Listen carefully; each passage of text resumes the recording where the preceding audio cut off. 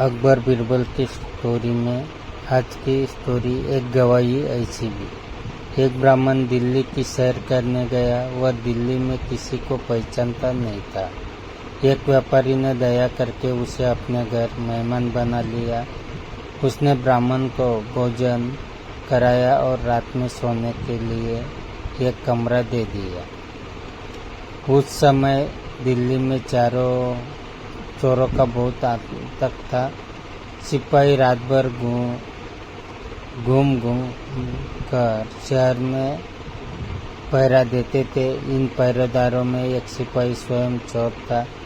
शहर में घूमते फिरते वह छोटी मोटी चोरियां कर लिया करता था। वो चोर सिपाही रात में उस व्यापारी के घर में आ गया जहाँ ब्राह्मण ठहरा हुआ था। उसने उसी कमरे में सेंधा लगाई जहाँ ब्राह्मण सो रहा था।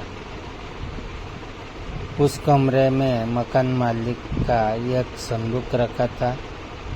सिपाही ने उसे उठाया और लेकर चलने लगा। आहत सुनकर ब्राह्मण जाग गया। उसने संदूक को लेकर भागते सिपाही को पकड़ लिया।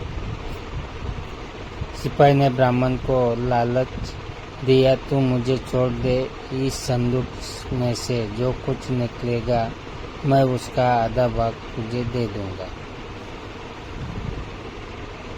ब्राह्मण ने सिपाही की बात को नहीं माना। उसने मकान मालिक को जगाने के लिए शोर मचाना चाहा, किंतु सिपाही ने उसका मुंह पकड़ लिया और स्वयं शोर मचाना शुरू कर दिया। शोर सुनकर व्यापारी जाग उठा। सिपाही ने कहा, यह व्यक्ति तुम्हारा संदूक लेकर भाग रहा था, मैंने इसे पकड़ लिया है।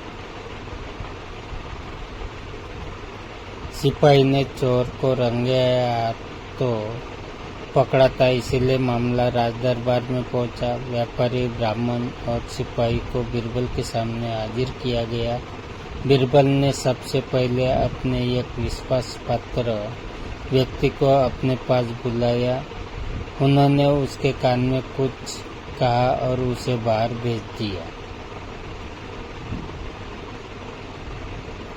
इसके बाद उन्होंने सिपाही और ब्राह्मण को अपने पास बुलाया और दोनों से पूछताछ करने लगे। कुछ देर बाद बीरबल द्वारा भेजा गया आदमी दौड़ता हुआ आया। उसने बीरबल से कहा, हुजूर, मैं और मेरा बेटा महादेव के मंदिर में दर्शन करने गए थे। मंदिर से बाहर निकलते समय मेरा बेटा बेहोश हो गया और वही गिर गया। उसे वहाँ से उठाकर हकीम के पास ले जाना है। क्या आप इसके लिए मुझे 2 आदमी दोगे?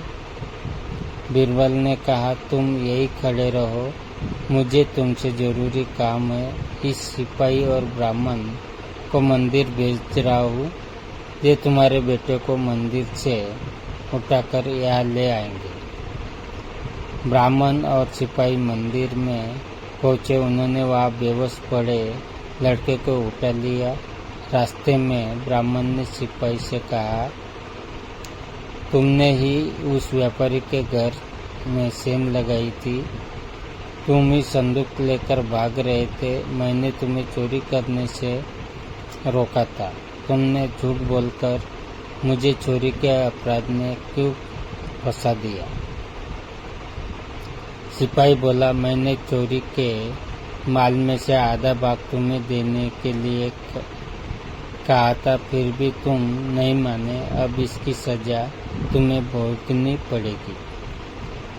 ब्राह्मण और सिपाही दोनों दरबार में पहुंचे। बीरबल ने सिपाही और ब्राह्मण को सच सच बताने का आदेश दिया। दोनों चोरी का अपराध एक दूसरे पर लगाते रहे। बीरबल ने कहा, यदि तुम दोनों इसी तरह बोलते रहो तो मैं चोर को कैसे खोज पाऊंगा? बीरबल का प्रश्न सुनकर बेहोश पड़ा लड़का उठ खड़ा हुआ। उसने बीरबल से कहा, श्रीमान, ये सिपाही ही असली चोर है। इसने ब्राह्मण को चोरी के अपराध में झूठा फंसा दिया है। इसके बाद उसने सिपाही और ब्राह्मण के बीच हुई बातचीत को सुना दिया।